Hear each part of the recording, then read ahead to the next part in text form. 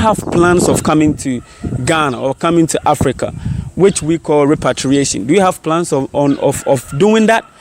Aside that, do you have plans of setting up a business or in Ghana whilst you are out there in your country? You still want to set up a business here and let people you ought to be here. It was great. I want to thank them for this. We can go on and celebrate Tibet in Ghana. Yeah. Thank you so much. Thank you too for having us. So thank you for checking in. Put up a comment.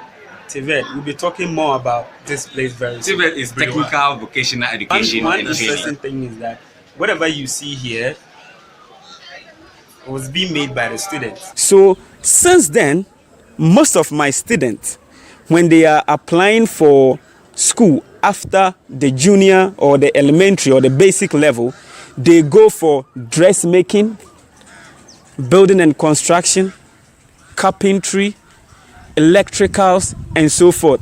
And to be honest with you, right now in my village, we have all these trade or skills that are making it happen. One example is the brother that I showed you in one of my videos who is helping or who have given the job to construct or to cast the cement blocks to build a library. So if we hadn't done that and they had gone into school to study any other thing apart from technical or vocational, which they will get the skills, they will be seated at home waiting to get it. We call it white collar job. So the best way to me and to my students and to my community and to my teachers were that let's educate these kids when they are growing up to rather look at going to a vocational school, a technical school to learn a trade. Come in with the idea of setting up your own business. Don't look at coming to work for the government because there's a backlog of unemployed people out there who need job.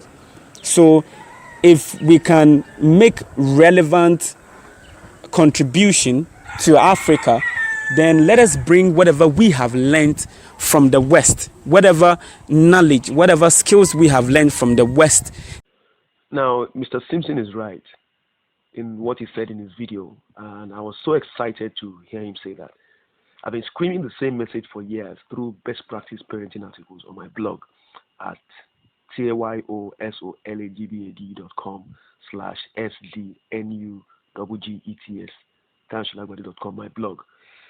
But majority of people just refused to listen and kept following the crowd. COVID-19 has, however, now woken them up. It's been like a blessing in disguise. The prolonged lockdown across societies worldwide has revealed how inadequate our conventional schooling system is in preparing learners as well as even their teachers for the real world. What best illustrates this is that many school teachers, having no reliable income earning skills to fall back on, have now begun learning and using market-relevant vocational skills to earn income in the absence of regular salaries, especially those in the private sector. Now, Elon Musk, somebody I believe many of us know, but we know him more for the hype that has to do with his achievements and all of that. One thing many people don't pay attention to is what he says about his employment policy, his recruitment policy. As one of the world's leading minds and most successful persons, he continues to make job offers in his company, saying he does not care if the applicants did not even finish high school or secondary school. As long as they have the skills to solve his problems, he encourages them to apply. For your information, he's not alone. There are many CEOs that are doing that, even in Silicon Valley in America. Google and IBM are just two examples who say you do not need a college degree to work with them. Now, the following quote drives home the point perfectly. The illiterate of the 21st century will not be those who cannot read and write, but those who cannot learn, unlearn, and relearn. I'm going to read it again. The illiterate of the 21st century will not be those who cannot read and write, but those who cannot learn, unlearn, and relearn. Think about that. The quote is credited to a gentleman called Alvin Toffler. I've researched him. He died in 2016. He was born in 1928, and he was referred to as a futurist, known for his works discussing modern technologies, including the digital revolution and the communication revolution, with emphasis on their effects on cultures worldwide. like I said, think about what that quote implies. Now, my white paper tells you more. I wrote a white paper in 2018 titled Schooling is a Means to an End and Not an End in Itself. But another title I like that I believe gets more attention for it is Why I Withdrew My Kids from Formal Schooling for Vocational Education, or Why I Refuse to Let My Kids Have the Same Kind of Education I Got. This is an excerpt I'm going to read out to you. I just want you to listen. Decision makers in government want to fulfill electoral job creation promises they made. But most settle for giving jobs in the civil service, which are never enough. It baffles me that they cannot see that it's better to get the unemployed to become self-employed or business owners. Businesses in the USA and even the American government have been studying the amazing German model of training its workforce, which has enabled it to maintain one of the lowest unemployment rates in the world. The model accords equal respect and recognition to persons who acquire vocational skills as compared to college graduates. In other words, whether you have a vocational skill-based education or you went to university, they treat you the same. They pay you well either way. Right? And that's very significant. Now, if it is to work, formal schooling must provide real-world relevant education. In other words, education that is useful and productive and enables you to support yourself financially. It should equip learners with the ability to function in society as competent, independent, income-earning adults. And that includes making them able to flourish without needing to seek paid employment. You should have a choice, not to sit down at home and wait for jobs like Simpson was saying. My experiences convince me I must empower my kids as early as possible in life to know how to make money and to not need a job to achieve success in life. Okay, so that's an excerpt from the book. It's available for download. All you have to do is fill the form on my website. Just go, you can even send me an email through tayo@tksol.com. I'll send you the form to fill, and it comes to you automatically as a download link. All right, what you have here is a screenshot from a gentleman named Non Uzan, who shares a very interesting example of how we have a rich history of vocational skills usage. So the story there, it's quite clear, and it actually, what he explains there about the history of how we in Africa taught the white people to make soap, for instance, confirms what Fela said many years ago, which I'm going to show you in the next slide. And these are some of the examples you can give young Africans to inspire them to embrace vocational skills acquisition and usage as being worthwhile.